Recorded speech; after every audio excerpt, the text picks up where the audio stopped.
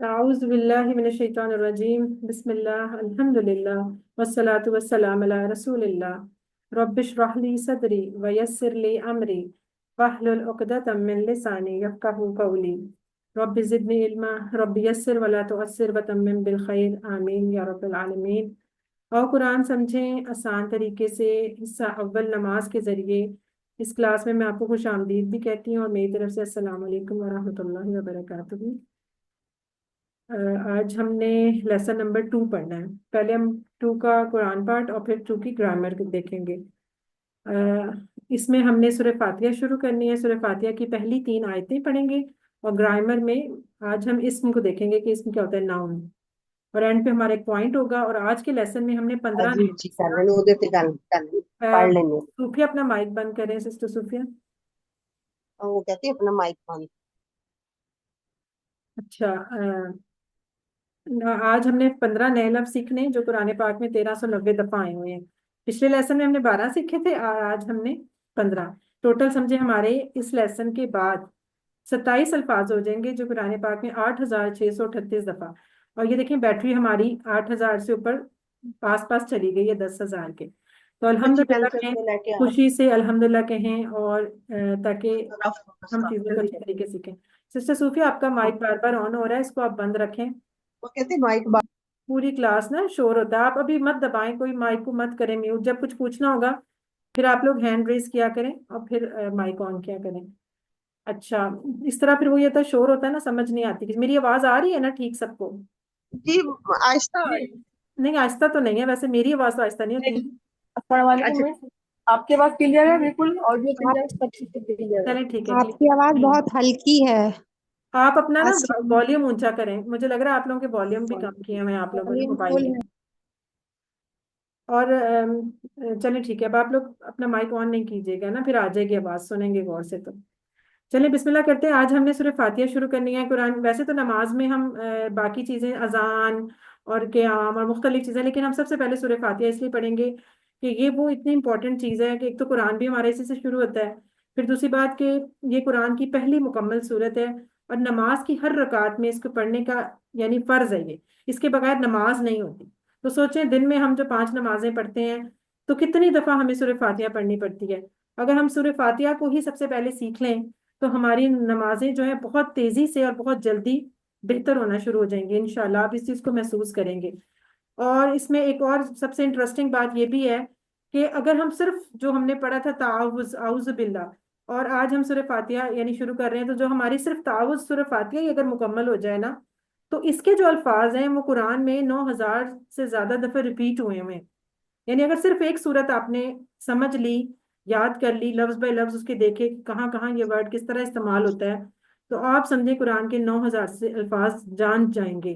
और आपको हमने बताया था उस दिन कि अगर एक सफ़े में 15 लाइनों वाला अगर मुसहफ हम लेते हैं कुरान, जिसकी 15 लाइनें होती हैं एक सफ़े में, तो पूरे कुरान की अगर लाइनें देखें तो 9,000 लाइनें बनती हैं। कैसे? 600 सफ़े, उसको ज़रब करें 15 से। 600 ज़रब 15 9,000 बनता है। इट मीन्स अगर कोई आपसे पूछता है पूरे कुरान की कितनी लाइनें होती हैं, जो एवरेज हमने लिया हुआ है मुसहफ, तो उसकी 9,000 लाइन्स होती हैं। इस हिसाब से देखा जाए तो हर लाइन में एक दफा तो ये वर्ड आ ही जाता है जो हम इस सूरत में सीख लेंगे इंशाल्लाह। तो ये इसकी एक बहुत और एडवांटेज हो जाता है। तो पहले हम तिलावत सुनते हैं, उसके बाद फिर हम इसकी देखेंगे इसका तर्जुमा और इसकी डिटेल। أعوذ بالله من الشيطان الرجيم بسم الله الرحمن الرحيم الحمد لله رب العالمين الرحمن الرحيم। जी, हमने आज सिर्फ 3 आयतें पढ़नी है इसकी ना, फिर बाकी अगली क्लास में और इस तरह करके हम चलेंगे।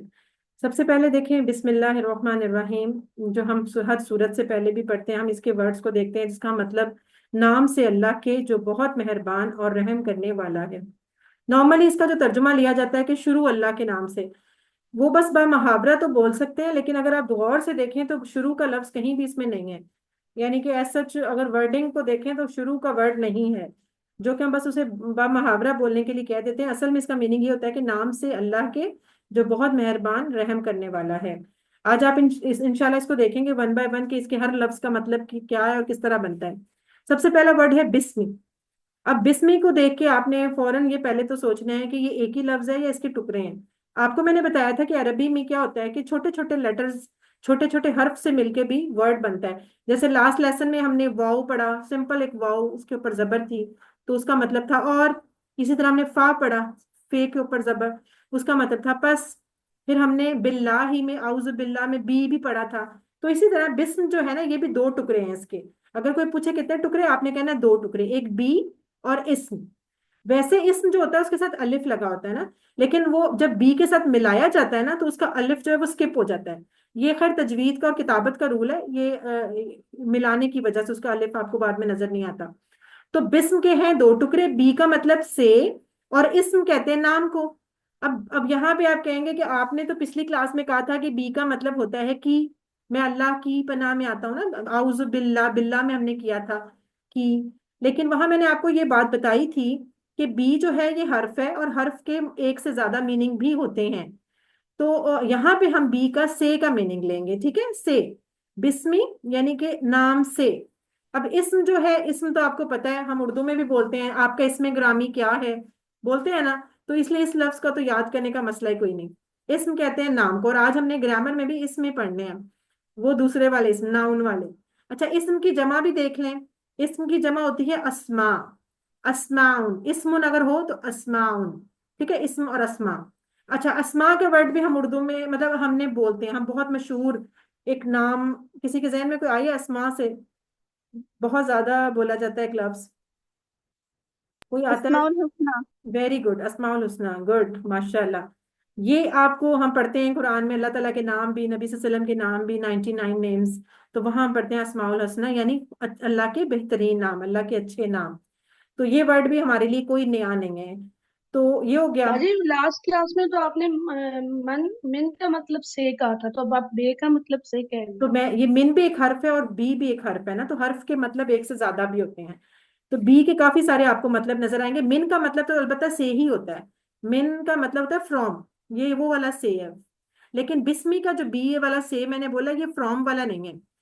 ये आप ऐसे समझ लें जैसे कि अगर मैं आपसे कहती हूँ कि मैं लाहौर से आई, और एक मैं कहती हूँ मैं आपसे खुश हूँ। तो लाहौर से आना और मैं आपसे खुश हूँ, तो दोनों से में फर्क है ना। तो वो जुमले के हिसाब से होता है कि वो कौन से वाला, मतलब यहाँ मिन जो है वो फ्रॉम होता है, और जो बी वाला है ये से और है, ये वो वाला फ्रॉम वाला से नहीं है।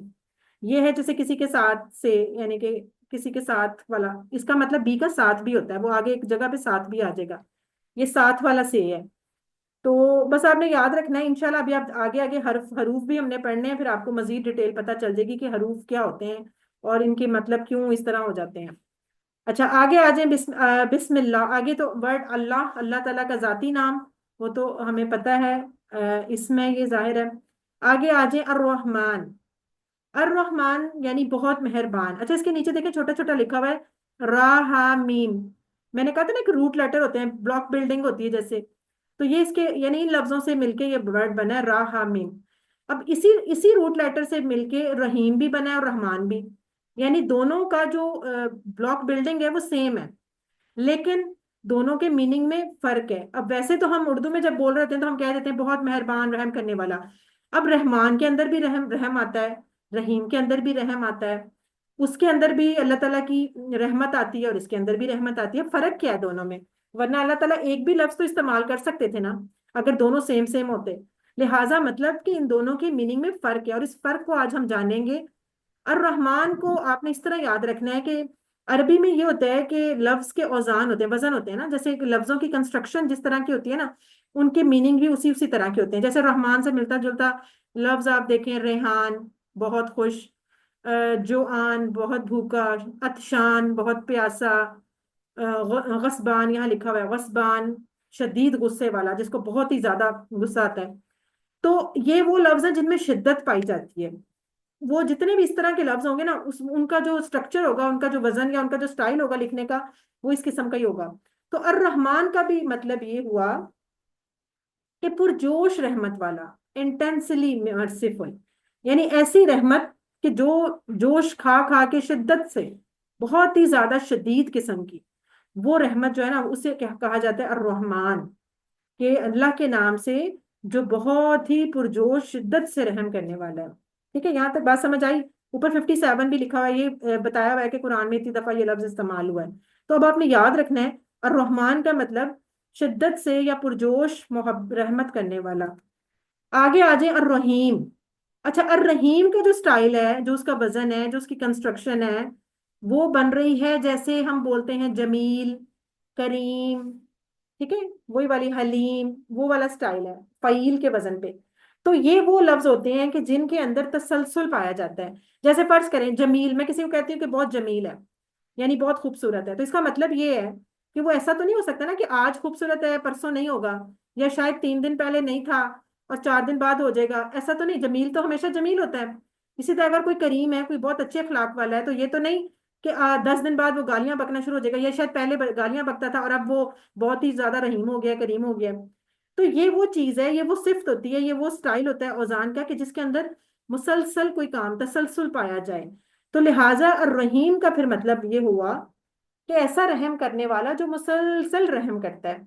आ गया ना दोनों में फर्क। रहमान यानी जो शिद्दत से रहम करता है, और रहीम जो मुसलसल रहमत करता है, कंटिन्यूअसली। यानी ये नहीं कि आज रहम कर दिया कल नहीं, पढ़ने परसों नहीं, नहीं, हमेशा मुसलसल रहम करने वाला। तो ये जब हम दोनों लफ्जों को मिलाते हैं तो बात, और दोनों का रूट लेटर सेम है, रा हा मीम, दोनों एक ही रूट लेटर से बने, लेकिन दोनों का वजन डिफरेंट है। तो ये आपका सवाल आ सकता है कि रहमान और रहीम का फर्क पूछ सकते हैं वो आपसे कि इन दोनों में क्या फर्क था। तो आपने ये चीज याद रखनी है। अब इसमें देखें एक और मजे की बात कि ना इसके अंदर वाव है, वाव होता है और, कि हम ये भी तो कह सकते थे अल्लाह ताला बहुत रहमान है और रहीम है, और का लफ्ज भी नहीं आया। या इसमें आओ एक अरबी में होता है जिसका मतलब होता है या वो रहमान है या वो रहीम है, ऐसा भी नहीं है। अल्लाह ताला ने दोनों नाम ऐसे जोड़ के रखे साथ। और जोड़ के हम किस चीज को रखते हैं, जब वो मल्टीप्लाई हो जाती है। आपको पता है ना, जब बीच में कोई अलामत ना हो तो क्या होता है, चीज मल्टीप्लाई हो रही होती है। तो ये ऐसे ही है कि जैसे रहमान और रहीम आपस में मल्टीप्लाई हो गए, मतलब कि ऐसी रहमत के जो जोश के तसलसल से जरब खाए।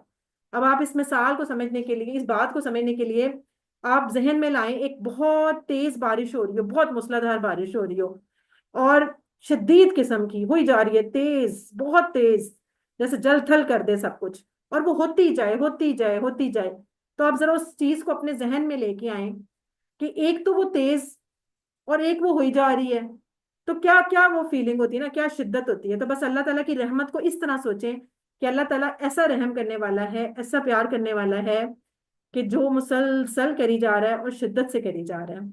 अल्लाह की रहमत, रहमत कहते ही उसको है कि किसी की जरूरतों का इस तरह ख्याल रखना, प्यार से, मोहब्बत से, कि हर वक्त, और उस मतलब ये उसकी डेफिनेशन में भी एक चीज आ जाती है।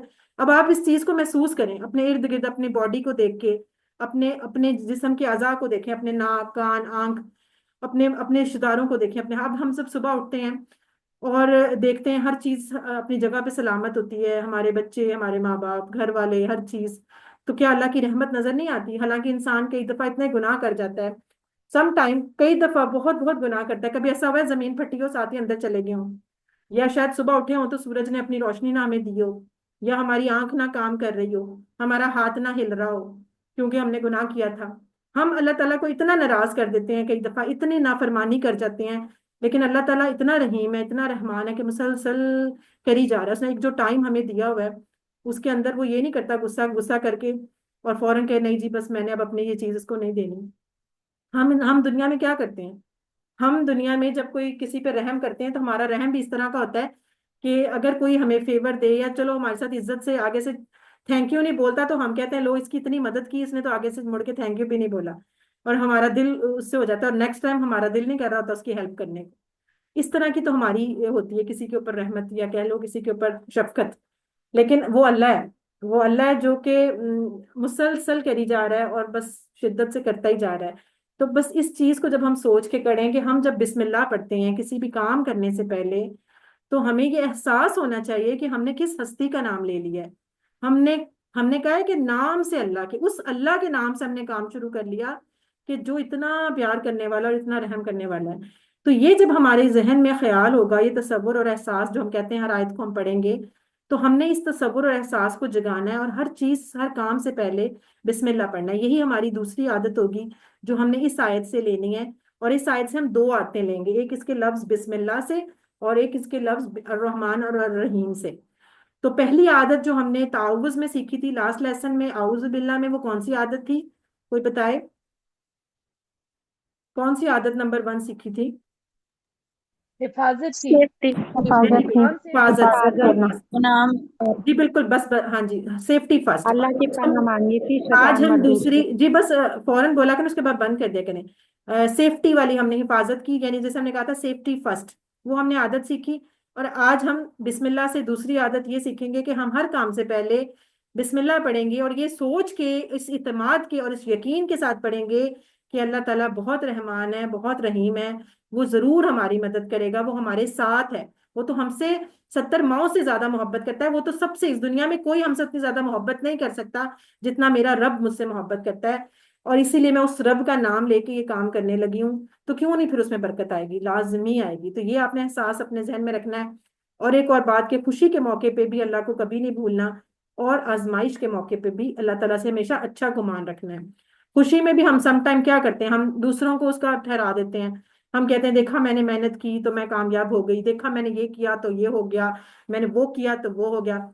हमें हर चीज अल्लाह से एसोसिएट करनी चाहिए कि देखो अल्लाह ने मुझे ये दे दिया, अल्लाह ने मुझे ये दे दिया, मैं तो इस काबिल नहीं थी, अल्लाह ने मुझे ये दे दिया। तो हमें खुशी में भी, और गम में क्या करते हैं, गम में अक्सर हम लोग मुंह से बहुत ऑल फॉल बकना शुरू कर देते हैं। कोई आजमाइश आए, अव्वल तो हमारी आजमाइशें, अगर हम पुराने दौर नबियों और सहाबाओं की आजमाइशें देखें तो हमारी आजमाइशें तो हंसने के काबिल हो जाती हैं। लेकिन फिर भी हम उनको समझते हैं कि पता नहीं क्या पहाड़ टूट गया हमारे ऊपर, और उस पे भी हम इतना वावेला मचाते हैं कि मेरे साथ ऐसे क्यों हुआ, मेरे साथ ऐसे क्यों हुआ, वो फलां देखो ऐसे है, मेरे साथ ये हुआ। तो ये सारी शिकायतें हम तभी करते हैं ना जब हमें अल्लाह पे यकीन ही नहीं होता। हमें लगता है शायद अल्लाह ने हमारी जिंदगी का वो फैसला ही सही नहीं किया। हालांकि जब हम ये माने कि वो रहमान है, वो रहीम है, वो मेरा अल्लाह है, वो मेरा रब है, तो कैसे हो सकता है कि वो जो मुझसे इतनी मोहब्बत करता है तो मेरे बारे में कुछ गलत कर देगा। तो ये जो एहसास है ना कि हम अल्लाह के लिए हमेशा अच्छा गुमान रखें, पॉजिटिव थिंकिंग अबाउट अल्लाह, ये हमें उसकी तीसरी आदत हमने अपनी इस रहमान रहीम से लेनी है कि पॉजिटिव थिंकिंग अबाउट अल्लाह, अल्लाह के बारे में हमेशा अच्छा गुमान रखना है कि यकीनन इसमें कोई मेरी बेहतरी होगी जो ये काम हुआ है। असल में काम तो देखें हम सोच रहे होते हैं हम कर रहे हैं, हम कुछ भी नहीं कर रहे होते। जो कुछ हमारे साथ मामलात होते हैं वो तो अल्लाह ताला ने पहले ही प्लान किए होते हैं। हमने तो सिर्फ अपना रिएक्शन शो कराना होता है, और हम उस रिएक्शन में ही गड़बड़ कर जाते हैं। तो हमने अब क्या करना है कि जो काम भी हो उसको अल्लाह ताला की तरफ से अच्छा समझ के, उसको पॉजिटिव सोच के, हमने उसमें से अच्छा रिएक्शन शो करना है। और ये कहना है कि यकीनन इसमें मेरी कोई बेहतरी होगी, जो मुझे नहीं समझ भी आई तो भी अल्लाह मेरे साथ बुरा कर ही नहीं सकता। तो जब हमारे अंदर ये चीज आ जाएगी ना, तो हमारी जिंदगी में सुकून भी आएगा और बहुत से प्रॉब्लम दूर हो जाएंगे। ये जो है ना कि लोग अपनी इस डिप्रेशन को और एंजाइटी को खत्म करने के लिए पता नहीं कितने कितने पैसे दे के और साइकेट्रिस्ट के पास जाते हैं और पता नहीं क्या क्या करते हैं और क्या क्या सेशंस होते हैं। अगर वो असल में हमारे ईमान की कमी होती है। अगर हमारा ईमान पक्का हो जाए ना, हमें ये पता हो कि हमारा रब कभी गलत नहीं हो सकता, तो फिर हमारे अंदर खुद ही बहुत पॉजिटिव थिंकिंग आए, हम हर चीज को पॉजिटिवली लें। इससे जरूरी नहीं कि ये हो कि आपकी जी प्रॉब्लम्स ही चुटकी बजा के खत्म हो जाएंगे, प्रॉब्लम्स वही रहेंगे, वहीं पे रहेंगे। आपको उन प्रॉब्लम्स के साथ लड़ना आ जाएगा, आपको उस प्रॉब्लम्स के साथ रहना आ जाएगा, उसमें से गुजरना आ जाएगा। तो ये जो चीज है ना कि हम अल्लाह के बारे में हमेशा अच्छा गुमान, ये हमने अपनी रहमान और रहीम को सोच के जहन में ये तीसरी आदत अपनानी है। ठीक है, ये हमारी 3 आदतें हो गई और ये हमारी आयत भी मुकम्मल हो गई, बिस्मिल्लाहिर्रहमानिर्रहीम। अब आपने इसी तसव्वुर और इसी एहसास के साथ अपने रब की रहमत को महसूस करके ये बोलना है कि बिस्मिल्लाहिर्रहमानिर्रहीम। अपने हर काम बिस्मिल्लाह से शुरू करने की कोशिश करनी है और हमेशा अल्लाह के बारे में अच्छा गुमान रखना है। अल्लिम मतलब सिखाइए, अब किसी को बताइए, ऊंची बोलिए ताकि आपको भी याद रहे। अच्छा जी, अब हम अगली जो सूरह फातिहा की थी पहली बिस्मिल्लाह के बाद फर्स्ट आयत, अल्हम्दुलिल्लाहि रब्बिल आलमीन, तमाम तारीफें अल्लाह के लिए हैं, रब है तमाम जहानों का। अब देखें पहला वर्ड है अलहम्द। अलहम्द, अब नॉर्मली आज तक हम ये कहते हैं तमाम तारीफें, हम बस ये जुमला, लेकिन आपको पता है कि हमद के 2 मीनिंग होते हैं। हमद के मीनिंग में एक आता है तमाम तारीफें और एक आता है शुक्र। अल्लाह का शुक्र अदा करना भी हमद के मीनिंग में आ जाता है। ये आपने याद रखना है, हमद के दो मीनिंग है, तमाम तारीफें और तमाम शुक्र। ये आपसे सवाल भी हो सकता है क्विज में। तो अब इसमें मैंने कहा था ना लास्ट टाइम भी कि जैसे हमने अश-शैतान पढ़ा था कि तमाम किस्म के शैतान, इसी तरह यहाँ देखें हमद के साथ अल लगा हुआ है, तो इट मीन्स कि हर तरह की तारीफ, फॉर ऑल, यानी कोई खास तारीफ की हम बात नहीं कर रहे। अल का एक मतलब खास भी होता है ना, यहाँ हम फॉर ऑल की बात कर रहे हैं कि हर तरह की जो दुनिया में कोई तारीफ हो सकती है, जो भी हमारे जहन में आ सकती है, शुक्र हो या वो तारीफ हो, वो सिर्फ किसका है? आगे देखें, लिल्लाह, लिल्लाह, अल्लाह के लिए। यहाँ अल्लाह ताला खुद हमें सिखा रहे हैं कि अल्हम्दुलिल्लाह, कि दुनिया की हर तारीफ और हर शुक्र किसके लिए होना चाहिए? सिर्फ अल्लाह के लिए होना चाहिए। और ये देखें, लिल्लाह के भी दो टुकड़े, एक है ली और एक है अल्लाह। जब हमने वर्ड अल्लाह को ली के साथ मिलाया तो वो जो अलिफ था बीच में वो स्किप हो गया। लिखने की इसकी मतलब कि अरबी के लिखने का स्टाइल है। अदरवाइज ये इसके दो टुकड़े होंगे, ली और अल्लाह। अब ये जो ली है ये भी एक हर्फ है, ठीक है, एक लेटर है। इसको हम, इसका मतलब होगा लिए। इसको हम इसी वाली एग्जांपल से याद रखेंगे, लिल्लाह, अल्हम्दुलिल्लाह से ही, कि ली, लिए। ये इंशाल्लाह ग्रामर के पार्ट में ना हरूफ वाला चैप्टर आएगा, फिर आपको अलग से भी बताएंगे इनका मतलब। फिलहाल आप जैसे जैसे आपकी ग्रामर जो है ना वो सारा दोनों आपस में कनेक्टेड है, वहां पढ़ते जाएंगे, यहाँ पे अप्लाई करते जाएंगे इंशाल्लाह। तो लिल्लाह दो टुकड़े, ली लिए, अल्लाह लफ्ज अल्लाह ताला का नाम, यानी कि तमाम तारीफें और शुक्र किसके लिए हैं? लिल्लाह, अल्लाह के लिए। जी सिस्टर मारिया, आपका हैंड रेज है, कोई बात पूछनी है? मैम ये आपकी स्क्रीन जो है ये मैक्सिमाइज हो गई है, जो एक्चुअल स्क्रीन है ना जहाँ पे ये वर्ड्स हैं वो मिनिमाइज हो गई है, तो वो सही नजर नहीं आ रही। वो ऐसा करें, आप आपके जो मोबाइल, आपकी स्लाइड है ना, स्लाइड मिनिमाइज हो गई है। वो आपने मोबाइल आप पे, स्लाइड पे दोबारा क्लिक करें, वो फिर आ जाएगी बड़ी। हाँ जी स्लाइड पे आप उस जहाँ लिखा हुआ है ना स्लाइड, उस पर डबल क्लिक करें या क्लिक करें, वो थैंक बड़ी यू। हो जाएगी। जी हो गया, थैंक ठीक है, अच्छा। आगे देखें, रब्बिल आलमीन, रब का तो हमें पता है ना, रब यानी हमारा रब। रब तो सबको पता है रब का मतलब, लेकिन रब का मतलब भी इतना वसी है, इतना वसी है कि अगर हम सिर्फ रब पे बात करने लगे तो शायद काफी घंटे तो हम इसी पे करते रहें। तो यहाँ तो खैर हम जल्दी जल्दी चलेंगे। रब के मीनिंग में हर चीज आ जाती है कि जो पालने से रिलेटेड होती है, कि सिर्फ हम ये नहीं कहते कि वो हमारा रब है, उसने हमें पैदा कर दिया, बल्कि उसने हमारी परवरिश से की। ना सिर्फ हमारी बल्कि जर्रे जर्रे दुनिया में जितने करोड़ों जितने भी खुलिए हैं ना, किसी के जो सेल्स हैं, इवन इंसान मखलूकात नहीं, उन मखलूकातों के आगे सेल्स, हमारी बॉडी के अंदर भी कीड़े मकोड़े, जानवर, परिंदे, हशरात, चुरिंद परिंद, शजर अशजार, पानी, समुंदर, दरिया, हर चीज, जिसका भी जो सेल, जिसका भी जो जर्रा है, वो अल्लाह ताला को, उसी ने, अल्लाह ताला ने ही पैदा किया। और अल्लाह को ही पता है कि वो जर्रा जो है वो कैसे, उसके पूरा इंतजाम किया हुआ है उसको पालने का, उसको जिंदा रखने का, उनको ऑक्सीजन देना, उनको सब कुछ देना, यानी एवरीथिंग। आप ये कह लें कि शुरू से लेके आखिर तक, पैदा होने से भी पहले से लेके मौत के बाद तक भी, अगर किसी को, हर चीज को किसी ने संभाला हुआ है तो उसको कहते हैं रब, यानी कि हर तरह से ख्याल रखने वाला। सिर्फ ये नहीं किया कि पैदा करके तो छोड़ दिया, दुनिया में लाके तो कह दिया चलो जाओ अब जो मर्जी करो, नहीं। हर हर लम्हे अल्लाह ताला हमारी हिफाजत करता है, हमारी जरूरतें पूरी करता है। वो सिर्फ हमें उसने मतलब पैदा नहीं किया, पाला नहीं, बल्कि हमारी हर जरूरत को भी पूरा करता है। सेहत, मौत, जिंदगी, हर तरह की जो नेमत है वो हमें मिलती है रब की तरफ से ही। फिर जो हम मुश्किल में फंस जाते हैं तो भी हमें रब ही उसमें से निकालता है। यानी इस कायनात के लिए उसको बनाने वाला, औलाद देने वाला, रिस्क देना, हर चीज, आप उसे मतलब कह लें कि अब लिखना मुश्किल है, एवरीथिंग, ईच एंड एवरीथिंग, वो कौन दे रहा है? रब दे रहा है। अब इसमें देखिए बड़ी प्यारी एक कंपैरिजन किया गया है लफ्ज इलाह का और रब का। इलाह का वर्ड भी आगे आएगा बहुत सी जगहों पे, जैसे अजान में भी आएगा। तो हम इसको अभी थोड़ा सा देख लें कि रब है जो दे जा रहा है, दे जा रहा है, ठीक है, आपको दे जा रहा है, ख्याल रखी जा रहा है। और इलाह कौन है? इलाह माबूद, यानी जिसकी इबादत की जाए।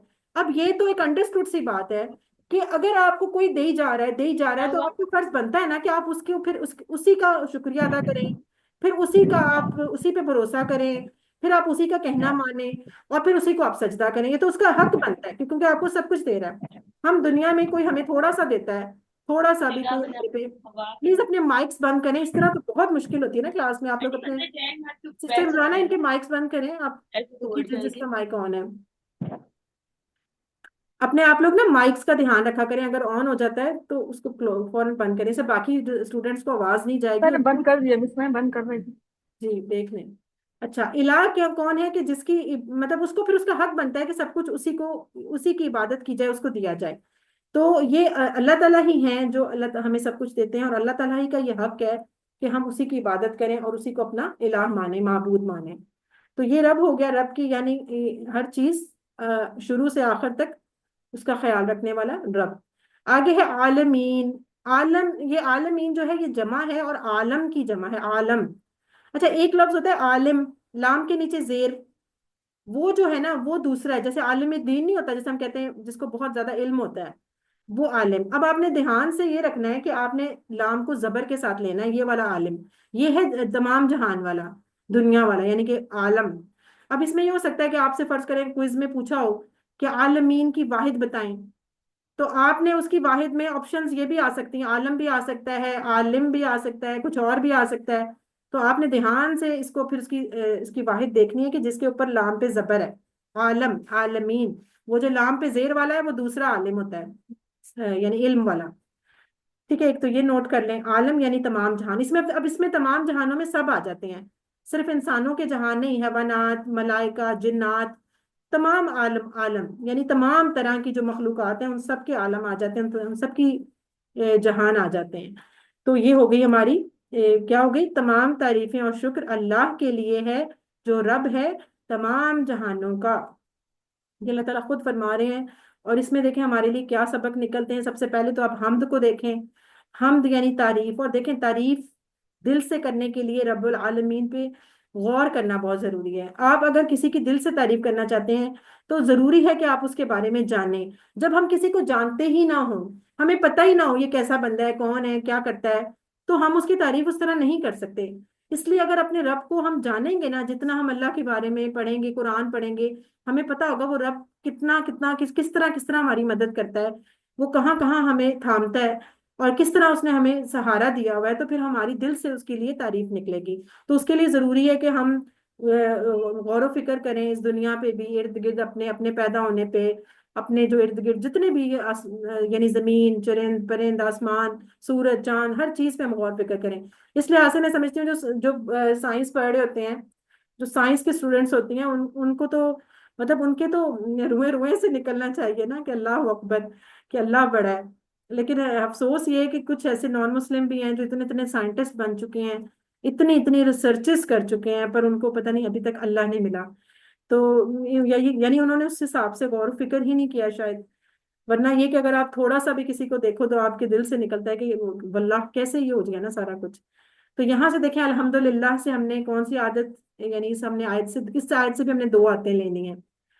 आदत नंबर 4 हमारी क्या होगी कि खूब इल्म हासिल करें ताकि दिल से अल्लाह की तारीफ निकले।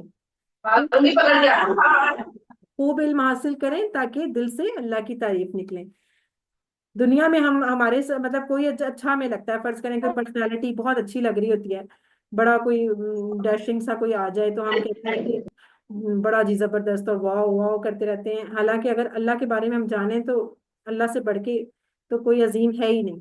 तो दिल से फिर हमारे निकले अल्हम्दुलिल्लाह। लेकिन असल में हम भूल जाते हैं ना, हम उन नेमतों को ही भूल जाते हैं जो हमें मिली होती हैं। अच्छा, एक तो ये होगी ना, अब हमद का जो एक मीनिंग तो तारीफ वाला हो गया कि जब हम दुनिया पे गौर व फिक्र करेंगे तो फिर हमें हमारे ऑटोमेटिकली अल्लाह की तारीफ निकलेगी। और दूसरी इसके शुक्र से हमने लेनी है आदत, यानी इसी के जो दूसरा मीनिंग है हमद का, उससे हमारी अगली आदत हो जाएगी। वो क्या, कि हम अल्लाह ताला के एहसानात को याद करें।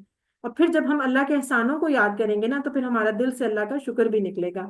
लेकिन अफसोस कि हम क्या करते हैं, जिंदगी में जो एक दो चीजें हमें नहीं ना मिली होती, या जो हमने मांगी होती हैं दुआएं और हमारी पूरी नहीं हो रही होती, हम बस उसी को सोचते रहते हैं कि देखो मुझे ये नहीं मिला, मैंने तो गाड़ी मांगी थी, मैंने तो बड़ा घर मांगा था, मैंने तो फलानी यूनिवर्सिटी में दाखिला मांगा था, ये नहीं हुआ, मेरे साथ फलाना नहीं हुआ। लेकिन उन चीजों को हम सोचते ही नहीं जो इतनी ढेरों करोड़ों अल्लाह ने चीजें हमें दी हुई हैं, और हम उस बारे में सोचते ही नहीं, और बस जो एक आध चीज नहीं मिली होती उसके बारे में अपनी नाशुक्री करते रहते हैं। हालांकि नाशुक्री करने से चीज कम होती है, ज्यादा नहीं होती। तो हमें अपनी नेमतों को सोचना चाहिए और अल्लाह के एहसानात को याद रखना चाहिए कि हम आगे से करते क्या हैं। हम तो अल्लाह का हक अदा ही नहीं कर पाते, और फिर भी हमें इतना कुछ वो दी जा रहा है, मुफ्त में दी जा रहा है। तो हमारा तो बनता है कि हम हर लम्हे अल्लाह का शुक्र अदा करें। तो यहाँ से हमने आदत नंबर 5 ली अपनी शुक्र अदा करने की, कि हर हाल में अल्लाह का शुक्र अदा करें। तो ये हो गई हमारी आयत, अल्हम्दुलिल्लाह रब्बिल आलमीन, तमाम तारीफें और शुक्र लिल्लाही अल्लाह के लिए हैं, रब्बिल आलमीन जो कि रब है तमाम जहानों का। इसमें देखिए आलमीन के साथ भी अलिफ लाम लगा हुआ है। इट मीन्स कि यहाँ भी तमाम की बात आ गई, फॉर ऑल वाली बात आ गई, कि हर तरह के जहानों के जो रब है वो अल्लाह है। ठीक है, ये हो गई। अच्छा, उसके बाद जो अगली आयत आती है वो तो हम पहले पढ़ अर्रहमान अर्रहीम। तो ये दोनों वर्ड्स तो हम बहुत डिटेल में पढ़ चुके हैं। बहुत मेहरबान, रहम करने वाला, हमने अभी पीछे आपको बताया दोनों के, अर्रहमान का वजन भी और अर्रहीम का भी। अर्रहमान होता है शिद्दत से रहम करने वाला, और रहीम होता है मुसलसल रहम करने वाला। ये तो हम देख चुके थे। और उसमें हमने एक आदत कौन सी थी, कि अल्लाह से अच्छा गुमान रखना है। यहाँ पे हम आदत डिफरेंट करेंगे, क्योंकि हमारी अगली आयत है ये। इसमें से हमने ये पॉइंट लेना है मजीद, कि चूंकि हमने कहा कि रहमत का मतलब तो ये होता है ना कि मोहब्बत से कोई आपका ख्याल रख रहा है, आपकी जरूरतों को पूरा कर रहा है, अल्लाह इतना रहमान है। तो अल्लाह ये भी तो देख रहा है ना कि मेरे बंदे कैसे हैं। यानी अगर अल्लाह अल्लाह रहमान है, इतनी शिद्दत से रहम करने वाला, तो अल्लाह के बंदों को कैसा होना चाहिए? क्या हमें नहीं दूसरों पे रहम करना चाहिए? तो हमारे अंदर भी वो सिफ्त होनी चाहिए जो हम, मतलब रब की सिफ्त है, जो उसके बंदों में भी नजर आनी चाहिए। और अल्लाह की रहमत को सोचने के लिए एक और मिसाल भी बड़ी प्यारी यहाँ दी हुई है, कि आप ये सोचें कि जो है सूरज के गिर्द जो हमारी जमीन घूम रही है, कि किस स्पीड से, कभी आपने वो स्पीड नोट की है? हम अगर मोटरवे पे या हाईवे पे गाड़ी चलाते हैं तो 120 किलोमीटर पर आवर के हिसाब से चले, बहुत बहुत तेज भी को कर ले, तो गाड़ी के अंदर वैसे तो इतनी ज्यादा नहीं, 160 लगा ले कि बिल्कुल हवाओं की तरह उड़ के जाए कोई। तो यानी कि आप कह लें कि 160 किलोमीटर पर आवर। लेकिन यहाँ लिखा हुआ है 30 किलोमीटर पर सेकेंड। यानी इस स्पीड के साथ जमीन जो है सूरज के गिर्द रोटेट कर रही है।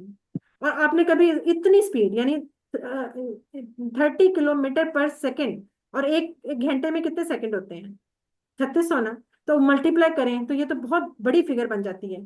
तो आपको लगता है कि इस फिगर के साथ अगर जमीन घूम रही है तो कभी झटके लगे? कभी ऐसा हुआ कि मैं खड़े खड़े गिर गई, मुझे तो काम ही नहीं हो पा रहा? हम तो सुइयों के अंदर धागे भी डाल लेते हैं, क्योंकि हम हिल नहीं रहे होते। तो अल्लाह ताला की रहमत को सोचें कि कैसे वो जमीन घूम रही है पर हम नहीं घूम रहे। हम बड़े सुकून के साथ आराम से सोते भी हैं, बैठते भी हैं। वरना तो ये जमीन झटकों से और झटकोलों से ही हमें ना गिरा के तो हम वैसे ही मर जाए।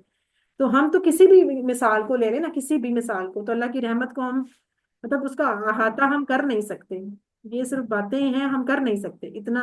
तो सोचें कि इतना जो रहम करने वाला रब है, तो हमें भी तो फिर अपने अंदर वो चीजें पैदा करने की कोशिश करनी चाहिए कि हम अल्लाह के बंदे हैं, हम अब्दुल्ला है, हम उसी अल्लाह के बंदे हैं।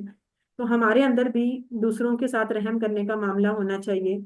हम क्या करते हैं, नमाज तो पढ़ आते हैं, हम नमाज के अंदर ये कह भी रहे होते हैं कि अल्हम्दुलिल्लाह रब्बिल आलमीन अर्रहमान अर्रहीम मालिक यौमिद्दीन।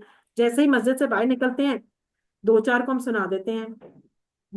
किसी ने कुछ कर दिया, कोई गाड़ी के आगे आ गया, कोई किसी ने, तो हम उसी को झाड़ देते हैं। घर में देख लें, ऑफिस में देख लें, हमारे 12 ही बजे रहते हैं, गुस्सा ही चढ़ा रहता है हमें।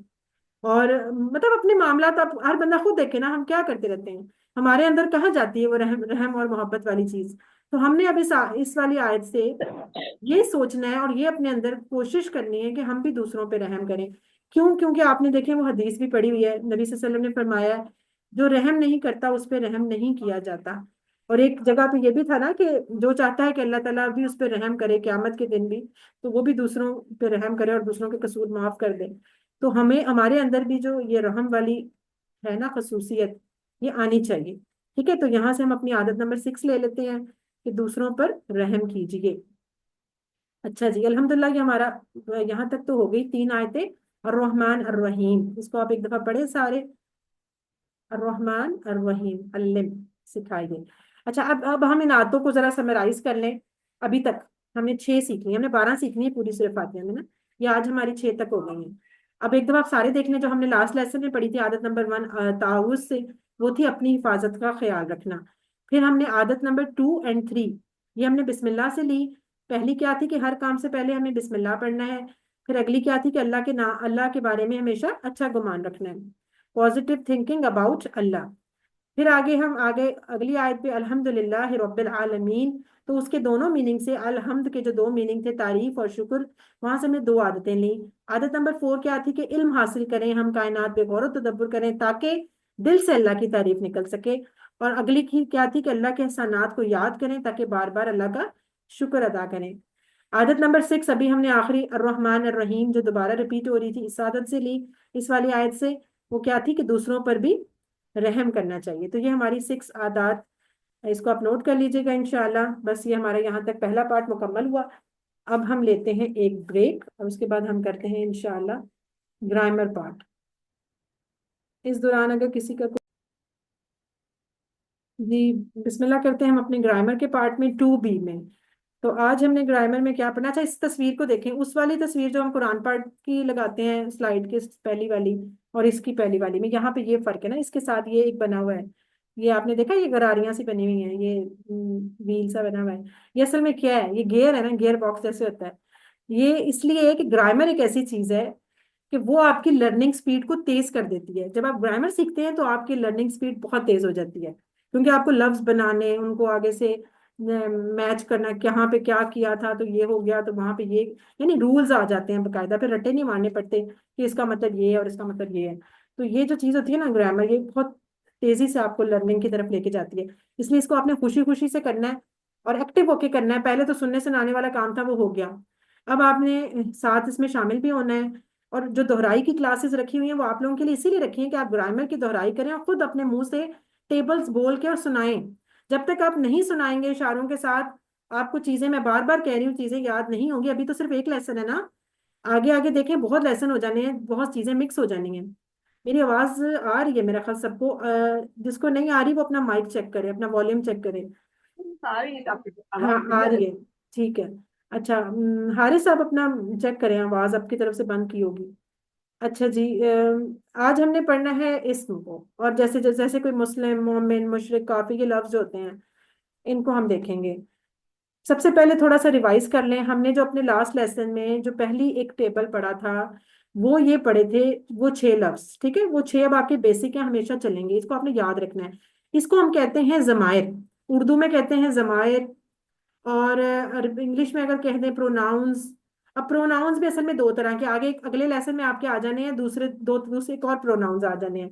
तो इसको देख लें, ये हैं वो जो अलग होके आते हैं, जुमले के शुरू में आते हैं, और इसको हम कहते हैं डिटैच्ड प्रोनाउन। बेशक आप नाम ना याद करें, कोई मसला नहीं, मैं सिर्फ आपको बता रही हूँ कि आपके कानों में से एक दफा गुजर जाए।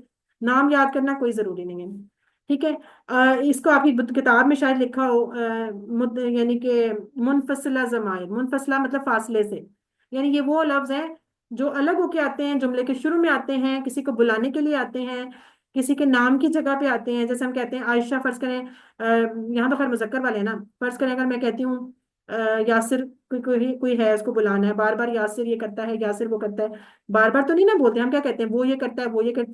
तो वो जो लफ्ज हम इस्तेमाल करते हैं, वो या तुम या मैं, तो ये असल में वही चीजें हैं, प्रोनाउंस जमायर जिसे कहते हैं। अब इसकी क्या थी कि हमने कहा कि दो साइड वाले, एक अकेला और ज्यादा, एक को एक उंगली से, ज्यादा को ज्यादा उंगलियां से, हुआ हम ऐसे करके, हुआ मीन्स वो, हुम मीन्स वो सब, ठीक है। ये आपके इशारे ही बताएंगे, आपको हर दफा तर्जुमा नहीं करना पड़ेगा। फिर सामने आ जाए, अगर सामने एक बंदा है, अंता, अंता तुम, अपनी तरफ अना, अना मैं। फिर ज्यादा लोग हैं सामने, अन तुम सब, अपनी तरफ हम ज्यादा लोग हैं तो हम, नहनु, ठीक है। हुआ, हुम, अंत, आना, अंतुम, नहनु। कोई हैंड रेस करे और एक दफा मुझे करके दिखाए। आप लोगों ने इसकी अच्छी सी प्रैक्टिस करनी है घर में, इतना अच्छा कि आपको याद हो जाए। जी, अस्मा वारिस साहब करवाएं। हुआ वो, हम वो सब, अंता आप, अना मैं, अंतुम आप सब, नहनु हम सब। नाहनु हम सब, नाहनु की वाहिद क्या होगी? नाहनु। नहनु की अना, वेरी गुड। और अंतुम की वाहिद? अंता, अंता। और हम की वाहिद? हुआ। वेरी गुड, माशाल्लाह, जबरदस्त। अच्छा जी, इस तरह अब जुमले भी आप बना सकते हैं आराम से। आपने मन सीखा था, मन का मतलब था कौन। हुरब, आप मुझे बताएं, हुरब, मन हुआ? वो कौन? मुस्लिम। हुआ मुस्लिम, वेरी गुड। वो मैं कह रही हूँ वो कौन है, मन हुआ, आप कह रही हैं वो मुसलमान है, गुड। अच्छा, जब आपने कहा वो मुसलमान है तो आपने अपने हाथ का इशारा चेंज किया? जी। किधर किया? सामने। सामने क्यों किया?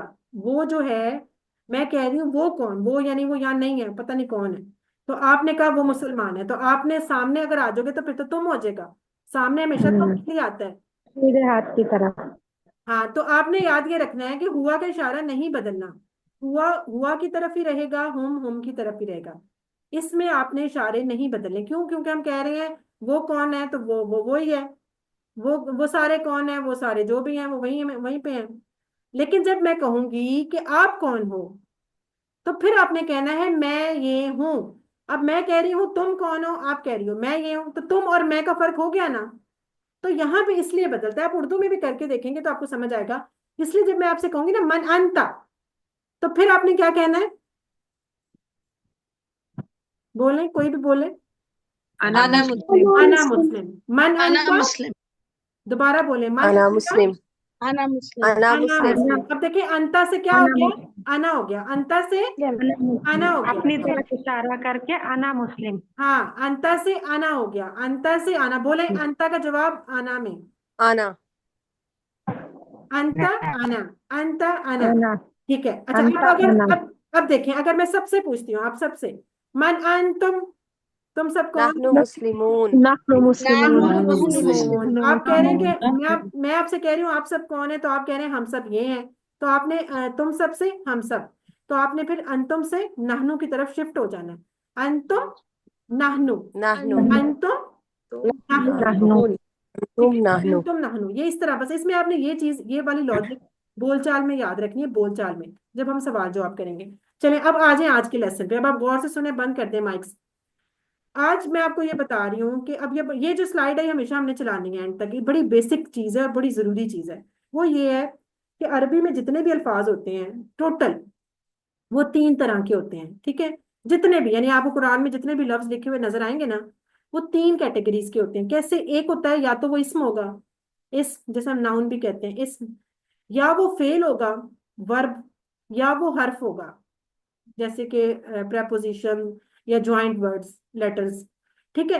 इसम क्या होता है? इसम किसी चीज का नाम होता है। जैसे हम बच्चे खेलते भी है, नाम चीज जगह खेलते हैं ना, तो ये इसम क्या होता है? नाम होता है। लेकिन अरबी में ये होता है कि सिर्फ नाम को नहीं कहते, बल्कि अगर किसी की कोई सिफ्त है, कोई मुस्लिम है, कोई काफिर है, कोई सोले है, कोई नेक है, कोई काला है, कोई गोरा है, कोई मोटा है, कोई लंबा है, कोई रंग है, कोई, यानी कि जितनी सिफात और नाम, एडजेक्टिव्स, एडवर्ब्स, ये सारे जो हम इंग्लिश में अलग अलग करके बोलते हैं, यहाँ सारे इसमें आ जाते हैं। ठीक है? इसमें क्या आता है? नाम भी आ जाता है, कोई सिफ्त भी आ जाती है, किसी का कोई रंग वगैरह भी आ जाता है, किसी की जिसामत, यानी जो भी उस बंदे से रिलेटेड उसकी जो चीज है ना, वो आ सकती है, सिफ्त या नाम। अब ये होते हैं इसमें। और इसकी निशानी क्या होती है? ये जो ब्लू सा बना हुआ है ना सर्कल, डार्क सा, इसमें लिखा हुआ है कि इसकी निशानी ये होती है कि अगर किसी भी लफ्ज के साथ अलिफ लाम लगा हुआ है, अलिफ लाम, ठीक है, आपने उसे कहना है वो इसमें, बगैर सोचे समझे, चाहे वो पढ़ना आ रहा है नहीं पढ़ना आ रहा है, उसका मतलब पता है नहीं पता, आंखें बंद करके कह देंगे इसमें है। ये यकीनन कोई नाम ही है किसी चीज का। अच्छा, या फिर उसके लास्ट पे, या तो उसके शुरू में अलिफ लाम होगा, या फिर उसके लास्ट पे तनवीन होगी। तनवीन किसे कहते हैं? 2 पेश 2 जबर या 2 जेर। ठीक है? 2 पेश 2 जबर या 2 जेर, इसे हम बोलते हैं ना तनवीन, पता होगा सबको। तो अगर तनवीन है लास्ट पे, तो भी आंखें बंद करके बोल देंगे ये तो इसमें, ये फेल हो ही नहीं सकता, कुछ और हो ही नहीं सकता। ये क्या है? ये इसमें। ठीक है? इसको नोट करें। अच्छा, या सम टाइम जमा की सूरत में आपको होगा वाव नून एंड पे लिखा होगा, या नून लिखा होगा, या अलिफ्ता। ये खैर अभी हम पढ़ते जाएंगे ना, आपको पता चलता जाएगा कैसे कैसे बनेंगे लफ्ज। इसको छोड़ दें हम। फेल का अभी हमने आगे पढ़ना है, लेकिन मैं सिर्फ डेफिनेशन बता देती हूँ। फेल क्या होता है? वर्ब, कि जिसमें किसी काम के करने का या होने का पता चले, यानी कोई काम किया जा रहा है। जैसे मैं कहूँ वो सोता है, वो खाता है, वो पीता है। अब उसमें आपको एक तो जमाना पता चलना चाहिए कि वो आज खाता है या कल खाता है, या वो माजी में खा रहा था या मुस्तकबिल में खा रहा था। तो यानी कि एक तो जमाना पता चल गया, एक ये कि कौन खा रहा था, मैं खा रहा था, तुम खा रहे थे, किसने खाया, किसने मारा, किसने सुना, किसने, ये सारे फेल होते हैं। ठीक है? इस तरह के लफ्ज होते हैं। या तो, और इसकी मिसाल कैसे, जैसे फतहा या अमलून, ये जब आते जाएंगे फिर आपको पता चलता जाएगा कैसे इनकी शक्लें होती हैं। तीसरी चीज होती है हर्फ। इसम हो गया नाम, फेल हो गया काम, और एक तीसरी होती है हर्फ। हर्फ क्या होता है कि वो इन ना इसम होती है ना फेल होती है, वो इन दोनों को आपस में मिलाने वाले कनेक्टिंग वर्ड्स होते हैं। और ये छोटे छोटे से भी हो सकते हैं, थोड़े से बड़े भी हो सकते हैं। कैसे? एक लेटर वाला भी हो सकता है, जैसे अभी हमने पीछे पढ़ा ली, लिए, बी से पढ़ा ना, बी। अच्छा, दो लफ्जों से मिलके बन सकता है, जैसे हमने पीछे पढ़ा मिन, आउज़ बिल्लाहि मिनश शैतान, मिन पढ़ा था ना, मिन से, वो भी हर्फ था। तो मिन यानी दो लेटर से मिलके भी बन सकता है, सिंगल लेटर भी हो सकता है जैसे बी, ली, दो लेटर मिन, इस तरह भी हो सकता है। फी, फी भी जैसे हम पढ़ते हैं, आगे तीन लेटर से भी मिलके बन सकता है जैसे आला। वो आगे मिसालें आएंगी फिर आपको पता चल जाएगा, थ्री लेटर वाले भी होते हैं। अच्छा, वो जो होते हैं ना हरूफ, वो जो अलिफ बा ता वाले हरूफ होते हैं, हरूफ तहज्जी, वो और होते हैं, वो होते हैं अल्फाबेट्स। जैसे एबीसी होती है, जैसे अलिफ बे, ऐसे अरबी के भी होते हैं ना अलिफ बाता, उसको भी हर्फ बोलते हैं ना, हरूफ। लेकिन वो हरूफे तहज्जी होते हैं, वो और है, वो चीज और है, उसको मिक्स ना कीजिएगा। ये जो हरूफ है ना, ये एक लेटर का भी हो सकता है, ये दो लेटर के भी हो सकते हैं, ये तीन लेटर के भी हो सकते हैं। तो ये एक, इसको वैसे हर्फ बोलते हैं। ये और होते हैं, ये होते हैं मिलाने वाले अल्फाज, ना ये नाम होते हैं ना ये काम होते हैं, बल्कि क्या होते हैं, ये बेचारे जुमले ही बनाते रहते हैं मिला मिला के इनको। तो ये वो लफ्ज होते हैं। तो बस ये तीन ही कैटेगरी होती है अरबी में, इस्म, फेल और हर्फ। इस्म, फेल और हर्फ, आपने इनको याद रखना है, इस्म, फेल और हर्फ। आप अब आज हमने इस्म पढ़ना है, फिर आहिस्ता आहिस्ता हम आगे चल के फेल भी पढ़ेंगे और हर्फ भी पढ़ेंगे। जी सिस्टर आशी। मैं इसकी मिसाल इस तरह ले सकती हूँ, जैसे हम इंग्लिश में टू का इस्तेमाल करते हैं या फ्रॉम का, हाँ फॉर का जी, इस्तेमाल करते जी प्रेपोजिशंस हैं। होती हैं जो कनेक्टिंग जी वर्ड। जी, इस तरह समझ सकते हैं इसको हम। जी बिल्कुल।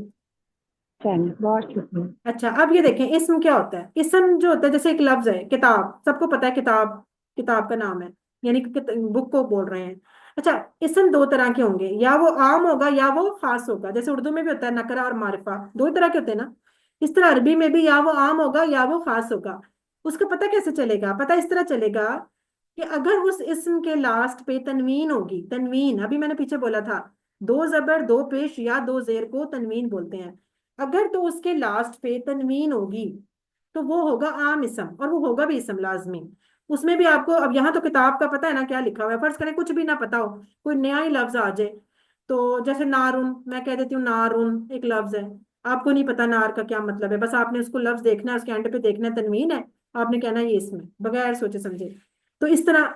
अच्छा, ये जैसे हम इंग्लिश में बोलते हैं ना आम इसम को, अ बुक, या एक किताब, यानी कोई सी भी, कोई भी किताब हो सकती है, कोई भी एनी।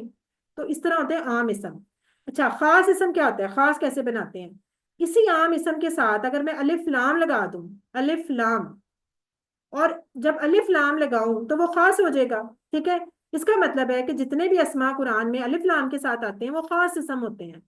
ठीक है, ये है ना इंपॉर्टेंट बात, ये आपने नो, अब आज के बाद आप जब कुरान खोलेंगे, आप बड़ा मजा आएगा आपको जब आप देखेंगे ये तो अलिफ लाम वाला, जैसे हमने कहा था अश-शैतान, अर्रहमान, अर्रहीम, अलहम्द, ये सारे खास इसम भी थे, यानी फॉर ऑल के मीनिंग में भी आ रहे थे और खास भी थे। अच्छा, इसके एक बस मसला ये है कि जब आपने अलिफ लाम लगाना है तो तनवीन नहीं होनी चाहिए। ये ना कभी गड़बड़ हो जाए कि तनवीन भी लिखी हो और अलिफ लाम, ऐसा हो नहीं सकता। आप पूरी किताब में देख लें, कुरान में आपको नजर नहीं आएगा कि अलिफ लाम भी हो और तनवीन भी हो। जैसे आप इंग्लिश में भी तो कभी ऐसा नहीं ना होता कि आप द के साथ आ भी लगा दें, द बुक, ऐसे तो नहीं बोलते ना। तो या दा लगते हैं या आ लगता है, ऐसे ही लगता है ना। तो इसी तरह अरबी में या अलिफ लाम होगा या तनवीन होगी। अगर तनवीन होगी तो वो आम इसम होगा, अगर अलिफ लाम होगा तो खास इसम होगा। अब जब अलिफ लाम लगेगा तो उसकी जो लास्ट वाली तनवीन है उसमें से एक हरकत गिर जाएगी। वो हरकत गिरेगी कैसे कि अगर वो दो पेश हैं तो एक पेश रह जाएगी, अगर वो दो जबर हैं तो एक जबर रह जाएगी, अगर वो दो जेर हैं तो एक जेर रह जाएगी, अलिफ लाम लगने की वजह से। अब इसकी प्रैक्टिस हम इस तरह कर लेते हैं कि ये एक आम इसम है, उसको हम बनाएंगे खास, तो फिर आपको पता चल जाएगा कि कैसे खास बनाया। अब ऐसा करें, सिस्टर आशी आप ही बताएं, मैं आपको बताती हूँ आम इसम, आप मुझे इसकी खास बना के बताएं। मुस्लिमुन, ठीक है, एक लफ्ज है मुस्लिमुन, आप बनाएं इसका खास, अलिफ लाम लगाएं। और एक इसकी, अल मुस्लिमून। अल, अल क्या बोला, अल, अल मुस्लिमून। नहीं अल मुस्लिमून। हाँ अल मुस्लिम सिर्फ पेश आएगी, तनवीन नहीं अब आनी। ठीक है, अल अल मुस्लिम, मुस्लिमून। ठीक हाँ, है। अच्छा, मोमिनुन, मोमिनुन को बनाएं। अल मोमिनो। वेरी गुड, अल मोमिनु, गुड। सोलिहुन, अल सोलिह।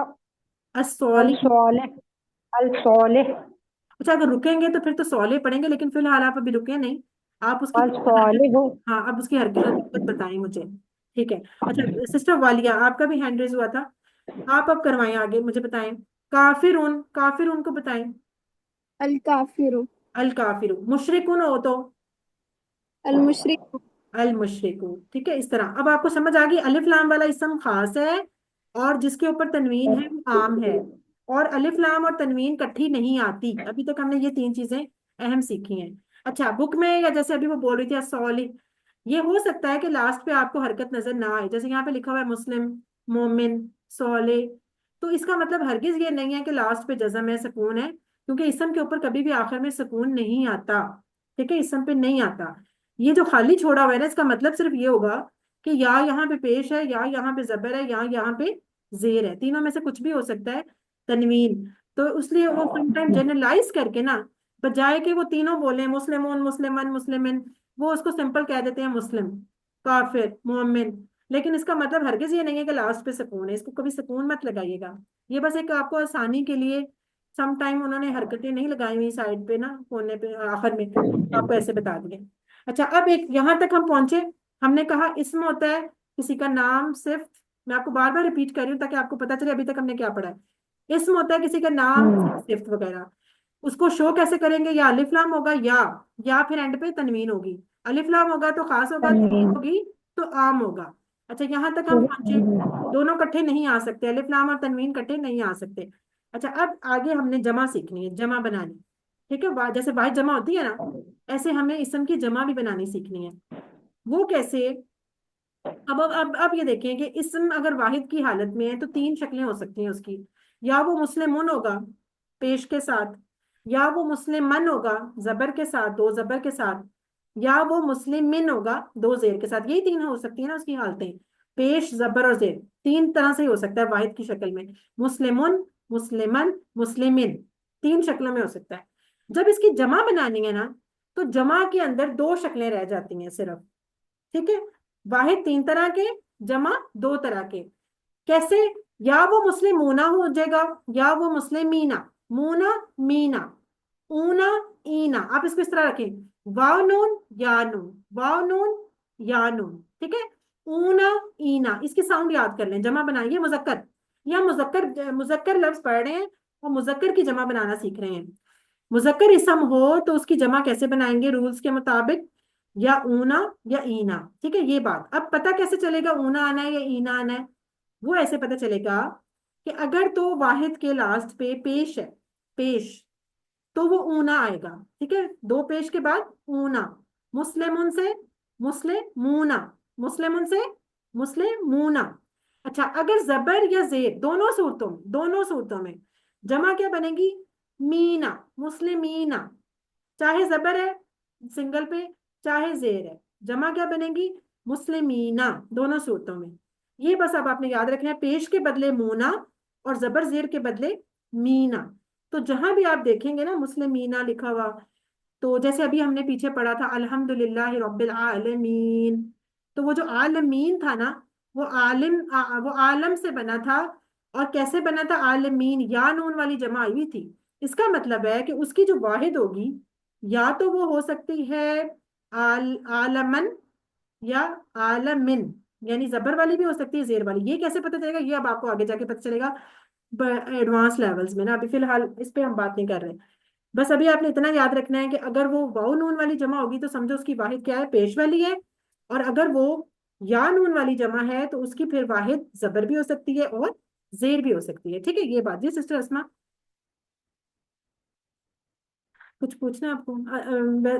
वैसे आप लोग इस तरह क्या करें कि आप सवाल जो आपके आ रहे हैं ना, आप उसको नोट कर लें और क्लास के लास्ट पे मुझसे सवाल पूछें, ताकि वो जो एक तसलसल है ना लेक्चर का वो पूरा हो जाए। हो सकता है कि अगली जुमला, कोई अगला जो मेरी बात है उसमें आपके वो सवाल का जवाब आ ही जाए, जो आपके जहन में उठ रहा है बार बार। तो आप पहले पूरा सुन ठीक है। लें, फिर सुन के अगर फर्ज करें एंड तक भी ना सॉल्व हुआ मसला, तो फिर एंड पे आप मुझे बताइएगा, मैं आपको समझा दूंगी। ठीक है, चलें। ओके। अच्छा जी, अब आपने याद रखना है कि वाहिद की तीन शक्लें और जमा की दो, मुस्लिमुन के बदले मुस्लिमूना और मुस्लिमन और मिन के बदले मीना। अब इससे हम देखें मुख्तलिफ वर्ड्स प्रैक्टिस करते हैं। तो अब आप ये देखें, ये जैसे मिसाल आपके सामने। अब सिस्टर अस्मा आप ही मुझे बताएं, अस्मा वारिस आप मुझे बताएं, अगर लफ्ज हो मोमिनुन तो फिर जमा क्या बनाएंगी आप? मोमिनून और मोमिनीन। नहीं, अगर मैं सिर्फ कह रही हूँ मोमिनुन हो, नुन दो पेश के साथ। अच्छा, फिर मोमिनून, हाँ मोमिनून, मोमिनूना। मोमिनूना ठीक है। अगर पूरा बोलना है तो ठीक है मोमिनूना बोले, अगर रुकना है तो मोमिनून, लेकिन नून पे जबर होती है, वो रुकने की सूरत में भी बस जी। हाँ, होती जरूर है। अच्छा मोमिनूना ठीक है। अच्छा अगर इसी को मैं कहती हूँ कि मोमिनन और मोमिनन वाहिद हो तो फिर जमा मोमि क्या होगी? हाँ, मोमिनीना। वेरी गुड, मोमिनीना, गुड। अच्छा अब सवाल आपसे इस तरह भी आ सकता है क्विज में कि वहां लिखा हो कि मोमिनीना की वाहिद बताएं, मोमिनीना, गौर से सुने, मोमिनीना की वाहिद बताएं और ऑप्शंस में सारे लिखे हों, तो फिर आप क्या किसको क्लिक करेंगी? फिर इसमें मोमिनन मोमिनन और मोमिन। और मोमिनिन को। वेरी गुड, इसमें दोनों फिर आएंगे क्योंकि आपको नहीं पता कि उसने जबर वाली का पूछा है कि जेर वाली का, क्योंकि जमा तो दोनों की सेम है। लिहाजा आपने क्या करना है कि अगर मोमिनीना या मुस्लिमीना या सोलेहीना वाली जमा आएगी ना और उसकी वाहिद पूछी होगी तो आपने जबर वाला भी क्लिक करना है, जेर वाला भी क्लिक करना है। ठीक है। या फिर एक ऑप्शन इस तरह भी होगी कि A and B are both are right, जिसमें जबर जेर दोनों लिखे होंगे, उस वाली ऑप्शन को कहेगा कि ये वाला और ये वाला दोनों राइट है, तो आप वो वाली फिर चूज कर लीजिएगा। ठीक है। हाँ अगर ये हो कि सिंगल बताया हुआ है, वाहिद बताया हुआ है, जैसे फर्ज करें लिखा हुआ है सोलेहन दो जबर के साथ, सोलेहन की जमा बताएं, तो फिर तो आप सिंपल क्या बताएंगे? सालेहीना। वेरी गुड, सोलेहीना, वेरी गुड। अच्छा जी, अच्छा अब मैं आपसे बीच में से पूछती हूँ, काफिरुन, काफिरुन की जमा बताएं दो पेश के साथ। काफिरून। वेरी गुड, काफिरून। काफिरूना, वेरी गुड। और अगर काफिरन और काफिरिन हो तो? काफिरीना। काफिरीना। काफिरीन, वेरी गुड, माशाल्लाह। चलो शुक्र है आपको समझ आ गए। बाकी लोग जो चुप करके सुन रहे हैं उनको समझ आ रहा है ना? चले चैट बॉक्स में जी हाँ। लिखिए ओके। हाँ बस ठीक है। अच्छा इसमें एक बात थोड़ा सा ये देखें, लिखने का स्टाइल है सिर्फ अरबी का, कि जब दो जबर लिखी जाती है ना लफ्ज के साथ तो उसमें उसमें अलिफ जरूर आता है। ये एक सिर्फ अरबी का स्टाइल है, आप जब भी देखेंगे ना दो जबर वाला इसम कोई भी, उसके साथ अलिफ जरूर होगा। जैसे देखें बाकी जगहों पे सौले इस तरह लिखा हुआ था, सौले दो, यानी कि जो हे वाली पूरी शक्ल होती है, जबर वाले में भी और जेर वाले में भी सौले इस तरह लिखा था, लेकिन पेश वाले और जेर वाले में इस तरह था, और जबर वाले में अलिफ जरूर आता है। ये एक उसका लिखने का अरबी का स्टाइल है, जबर अकेला नहीं आता, जबर दो जबर के साथ अलिफ जरूर आता है।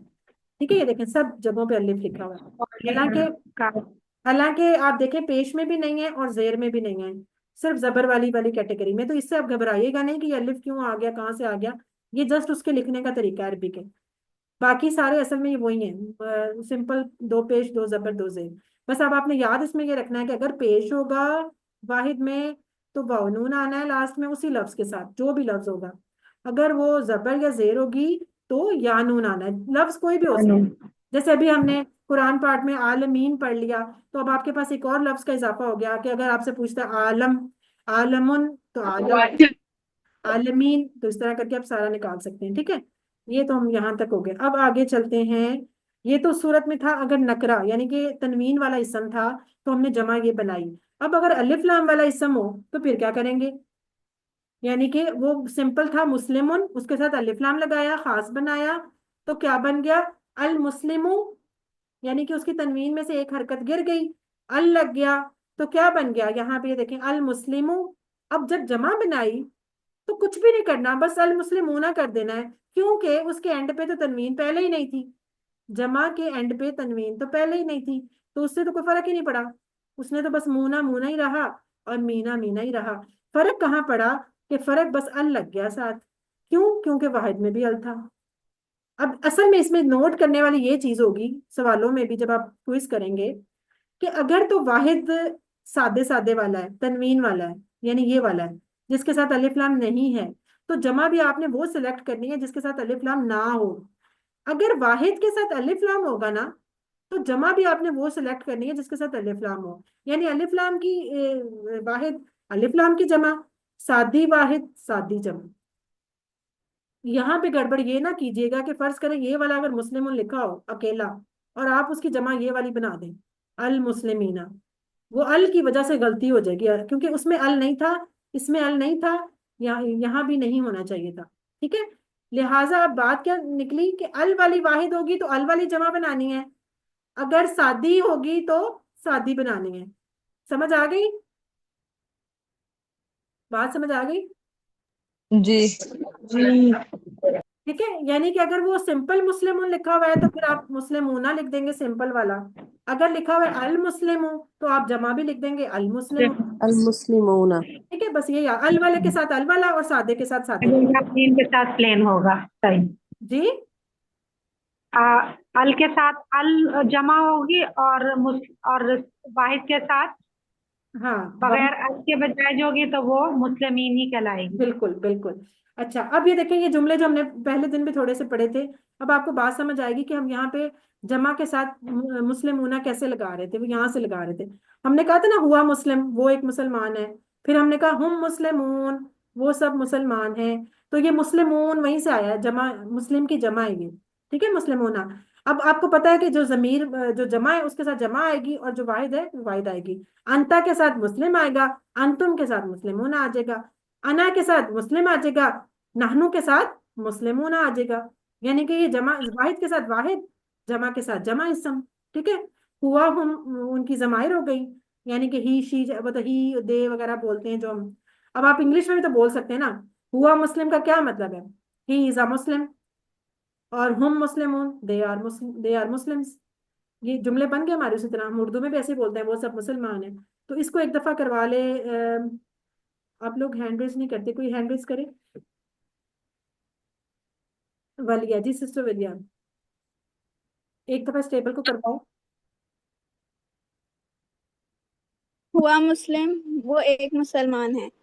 हम मुस्लिमून, वो सब मुसलमान हैं। आंता मुस्लिम, आप एक मुसलमान हैं। अना मुस्लिम, मैं एक मुसलमान हूँ। अंतुम मुस्लिमून, आप सब मुसलमान हैं। नहनु मुस्लिमून, हम सब मुसलमान हैं। वेरी गुड, हम सब मुसलमान हैं। ठीक है। अच्छा जी, अब देखें, अब इसी में से आज हम कल हमने मन सीखा था ना पिछली क्लास में, आज हम एक और लफ्ज सीखेंगे और हम उससे भी फिर जुमले बनाएंगे बोलचाल के। हमने सीखना है हल। अरबी में एक लफ्ज होता है हल। हल का मतलब है क्या, वट। वट के मीनिंग आता है वट, हल। ठीक है। और एक आप सीखें आज नाम। नून पे जबर, आइन पे जबर और मीम साथ सकून साकिन, नाम। इसको कहते हैं यस, यानी कि यस बोलना हो ना अगर आपने, तो नाम। आज हम अभी हम नो नहीं सीखेंगे, अभी हम यस यस ही सीखेंगे। तो अब आपने इसको याद करना है। इसके साथ हम देखें, इन्हीं लफ्जों को मिला के जुमले बनाएंगे। हल का मतलब वट और नाम का मतलब यस। तो अब हमने सवाल में हल बोलना है और जवाब में आपने बोलना है नाम। कैसे? वही वाला जुमला जो भी आपने पीछे पढ़ा हुआ मुस्लिम, उसके साथ अब हमने सेंटेंस बना लिया। हल क्वेश्चन, हुआ मुस्लिम। हल हुआ मुस्लिम। अब देखिए क्वेश्चन मार्क लग गया ना। हल हुआ मुस्लिम क्या मतलब? क्या नाम हुआ मुस्लिम। क्या क्या मतलब क्या बना? क्या वो मुसलमान है? जी, क्या वो मुसलमान है? अब आपने सवाल कर लिया। पहले आप सादा जुमला बोल रहे थे, हुआ मुस्लिम, मैं कह रही थी वो एक मुसलमान है। अब हमने जब हल लगा दिया तो हल से फौरन वो सवाल में बदल गया। क्या हुआ? हल हुआ मुस्लिम, क्या वो मुसलमान है? आप क्या कहेंगे आगे? नाम हुआ बहुत नाम हुआ मुस्लिम। जी, नाम पहले, अब जैसे हम कहते नहीं, अब उर्दू में नाम आप हुआ मुस्लिम। आप उर्दू में बोलते हैं ना जी, जी वो मुसलमान है, तो वो जो जी हम बोलते हैं ना, वो जी की जगह आपने बोला है नाम। नाम, यस, हुआ हुआ मुस्लिम, मुस्लिम। जी वो मुसलमान है। ठीक है। अब आगे देखें, हल हम मुस्लिमून, क्या वो सब मुसलमान नाम हैं? नाम नाम, हम नाम मुस्लिमून। हम मुस्लिम। नाम हम मुस्लिमून, जी वो मुसलमान। अब ये करना कुछ भी नहीं है, हल की जगह नाम लगाया, बाकी सारा वही जुमला है, बाकी वही तरतीब है जो हम पहले सीखते थे। अच्छा, अब सामने आ जाए, सामने आके थोड़ा सा फर्क आना है। कैसे? हाल अंत मुस्लिम। मैं पूछ रही हूँ हल अंत मुस्लिम, क्या आप, क्या तुम मुसलमान हो? तो वो कहेगा जी मैं नाम मुसलमान अना हूँ। मुस्लिम। नाम अना नाम मुस्लिम। अना मुस्लिम, अना वेरी गुड, मुस्लिम। नाम अना मुस्लिम। अच्छा, अब अगर सबसे पूछ रही हूँ हल अंतुम मुस्लिमून, अना नाम नाम नाम नाम नहनु नाहनु मुस्लिमून। मुस्लिमून, नाम नहनु मुस्लिमून। ठीक है, नाम नहनु मुस्लिमून, जी हम सब मुसलमान हैं। ये आप इंशाल्लाह प्रैक्टिस करोगे। अब स्लाइड्स में आपको भेजूंगी ना, आप इसको रीड कीजिएगा। फिर अपने घर में अपने साथ अपने एक साथी को मिलाएं, उसे कहें तुम सवाल पूछो मैं जवाब बताती हूँ, फिर वो बाद में वो जवाब बताए, आप सवाल पूछें। ऐसे आप प्रैक्टिस कर सकते हैं। और कल इंशाल्लाह ये जो आज ग्रामर हमने पढ़ी है ना, तो कल इसकी दोहराई क्लास से पहले पहले आपको करवा दी जाएगी, फिर आपको एक और रिपीट हो जाएगा। हम बार बार इंशाल्लाह इतनी दफा रिपीट करेंगे कि आपको इंशाल्लाह सारी चीजें एक वक्त आएगा याद हो जाएंगी। अभी नया नया आना है इसलिए आपको थोड़ा लग रहा होगा, लेकिन कोई मसला नहीं है। हम रोज कुछ नया सीखेंगे, तभी तो हम फटाफट इन 20 लेसन में बहुत कुछ सीख लेंगे। नअम इसलिए आप साथ साथ नअम काम कीजिएगा, मुस्लिम बिल्कुल भी लेट नहीं हल करना, ठीक अंता है। मुस्लिम अच्छा जी, माइक नअम माइक अना बंद मुस्लिम। करके मोना माइक बंद करके रिपीट करें ना, आप लोग माइक बंद रखें, अभी फिलहाल सुने आप। बस हमारा आखिरी पॉइंट है, इसको हम करके क्लास क्लोज करते हैं, फिर आप मुझे सवाल पूछ लीजिएगा जो पूछना होगा। अच्छा, आज का हमारा नुक्ता तालीम क्या है। कल हमने बात की थी पिछले लेसन में कि जो अल्लाह ताला ने ब्रेन कितना बड़ा बनाया हुआ है ना, कितने खुलिये, 10,000 करोड़ खुलिये, फिर हर हर खुलिये की, हर सेल की 20,000 शाखें, और हर शाख जो है वो 500 टाइम पर सेकंड के हिसाब से वर्किंग करती है। इतना बड़ा ब्रेन है। आज हम बात कर रहे हैं कि जो इतना बड़ा ब्रेन अल्लाह ताला ने दिया है, या तो आप उसको यूज कर लें या फिर लूज कर लें। अब ये आपकी मर्जी है कि यूज इट या लूज इट। तो ये अब आपने करना है कैसे, कि अब जो ये साइंटिस्ट बताते हैं कि जो इंसान का दिमाग है उसमें से बमुश्किल 5% से लेके 25% सिर्फ दिमाग इस्तेमाल हो रहा है, बाकी सारा खाली पड़ा हुआ है। यानी इतना दिमाग जाया किया हुआ है इंसान ने। जो मैक्सिमम इंसान जो यूज करता है वो सिर्फ 25% तक, कम से कम 5 और ज्यादा से ज्यादा 25% तक इस्तेमाल करता है। तो सोचें कि अभी 75% तो खाली पड़ा हुआ है। और ये जो लोग कहते हैं जी मैं बूढ़ा हो गया हूँ तो अब मुझे कुछ याद नहीं हो सकता, तो वो भी सुन लें गौर से कि जब आपकी उम्र 60 साल की होती है तो आपके दिमाग के सिर्फ 3% सेल्स मरते हैं, सिर्फ 3%।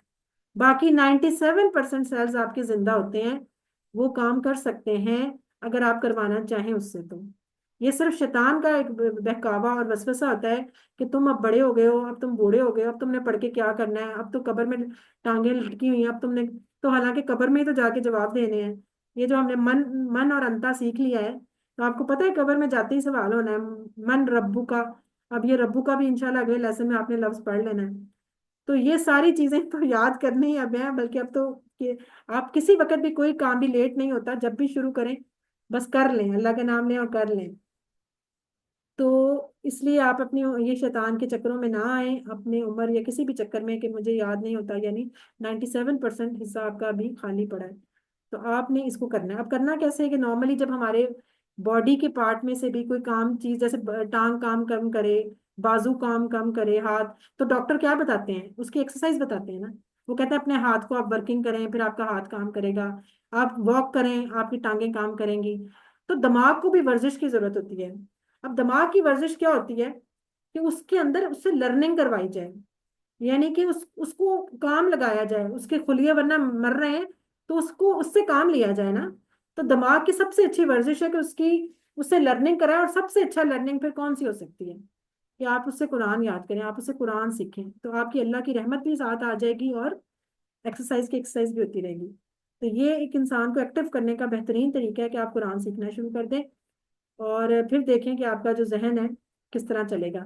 वैसे अगर कोई बंदा किसी दूसरे को कह दे ना कि तुम बहुत कौन जहन हो, तो बड़ा गुस्सा आता है। लेकिन हम पता नहीं खुद शैतान के चक्करों में आके क्यों अपने आप को कह देते हैं कि मेरा दिमाग काम नहीं करता। सब कुछ काम करता है, बस हिम्मत करने की जरूरत है। इसलिए शुरू कर दें कुरान करना, क्या कह रहे हैं। यानी कि जब भी आपको मुश्किल का ख्याल आए तो फौरन क्या करना है, फिर आउज़ुबिल्लाह पढ़ लेनी है। ये शैतान का बहकावा है, आउज़ुबिल्लाह मिनश शैतानिर रजीम पढ़ें और शैतान को दूर भगाएं। अल्हम्दुलिल्लाह जी, हमारा आज का लेसन भी पूरा हो गया। आज हमने टोटल सबक नंबर 2 के इख्तिताम पे 27 लफ्ज सीखे हैं, जो कि कुरान में 8,638 दफा आ गए। और ये देखें हमारी बैटरी यहाँ तक चार्ज हो गई। अल्हम्दुलिल्लाह, दिल से कहा करें। और आज तो हमने अल्हम्दुलिल्लाह का मतलब भी सीख लिया है, तो इसलिए और दिल से अल्लाह की तारीफ और शुक्र अदा करें। और ये वाले होमवर्क्स पे इंशाल्लाह बात शुरू करेंगे आहिस्ता आहिस्ता इन पे भी। बस दुआ याद रखें, रब्बी ज़िदनी इल्मा, और ये कि हमें अल्लाह ताला ने चूज किया है, हमने इस इंतखाब को ज़ाया नहीं होने देना। जो सीखा है आज आपने थोड़ा बहुत, जो भी उसको किसी को बताएं ताकि आपकी अच्छी सी प्रैक्टिस हो जाए। और हम एंड पे दुआ कर लेते हैं कि अल्लाह ताला हमें कुरान को पढ़ने, समझने, गौर करने, याद करने, अमल करने और फैलाने की तौफीक दे। सुब्हानक अल्लाहुम्मा व बिहम्दिका नशहदु अन ला इलाहा इल्ला अंता नस्तगफिरुका व नतूबु इलैक। अस्सलामु अलैकुम व रहमतुल्लाहि व बरकातुहू।